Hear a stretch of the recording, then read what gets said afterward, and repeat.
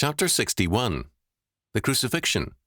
John chapter 19, verses 17 to 22. And he, bearing his cross, went forth into a place called the place of a skull, which is called in the Hebrew Golgotha, where they crucified him, and two other with him, on either side one, and Jesus in the middle. And Pilate wrote a title and put it on the cross, and the writing was, Jesus of Nazareth, the King of the Jews. This title then read many of the Jews, for the place where Jesus was crucified was nigh to the city, and it was written in Hebrew and Greek and Latin. Then said the chief priests of the Jews to Pilate, Write not the King of the Jews, but that he said, I am the King of the Jews. Pilate answered, What I have written, I have written. John chapter 19, verses 17 to 22. The crucifixion is briefly described by John in grim words. Jesus was required as a condemned man to carry his own cross, a heavy burden. In Matthew chapter 27, verse 32, we are told that, on the way, Simon of Cyrene was drafted by the soldiers to carry the cross. Jesus had been kept awake all night.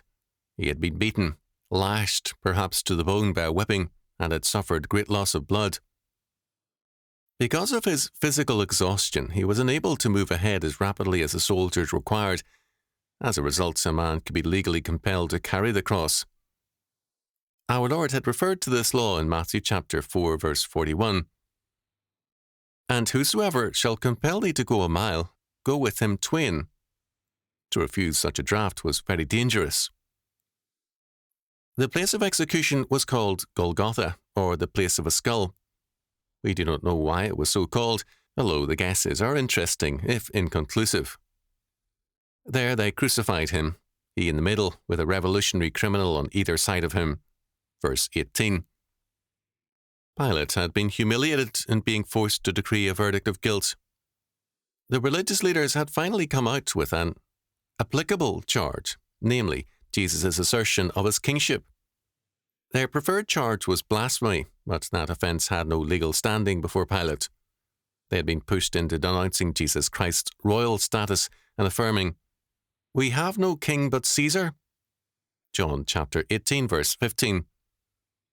A more unpopular statement on their part is hard to imagine. It offended most Judeans. In verse 19, we are told how Pilate gained his revenge on the leaders. The charge against Jesus was placed on the cross in Hebrew, Greek, and Latin. Verse 19. In a country of very high literacy, this statement was readable by virtually all.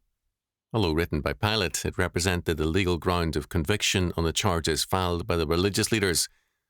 This was profoundly embarrassing to them. It told everyone that Jesus was convicted as the Messiah, precisely what the leaders wanted to keep secret. As a result, the chief priests protested to Pilate and demanded a revision. Write not the King of the Jews, but that he said, I am the King of the Jews. Verse 21. Make him a false claimant, not the king. Having successfully used Pilate up to this point, they now expected further compliance, but Pilate refused to bend any more. He answered, What I have written, I have written. Verse 22. It is significant that Jesus was crucified in the center position. H.A.W. Mayer noted, Perhaps they scornfully assigned to their king the place of honor. This is quite likely, given the fact that two revolutionary brigands were placed on either side. In effect, Jesus was made the king of the lawless, surrounded by men who, like him, were outlaws. Pilate, by refusing to alter the charges, made legitimate Jesus' kingship. He, in effect, says, I find this man to be your legitimate king. The protest of the chief priest thus stemmed from an awareness of the fact that Pilate had convicted Jesus legally because he recognized Jesus' claim to kingship as valid and as a threat to Rome. Pilate was protecting himself and his verdict. Jesus was legally executed as the King of the Jews, as their Messiah. There is a grim irony in this decision. Isaiah chapter 53 verse 12 tells us, He was numbered with the transgressors. The charge against Jesus by Pilate was also a charge against the nation, because Pilate would have been well informed on Jesus' great following. He was in effect saying that the nation was a rebellious one, and he had acted against that danger.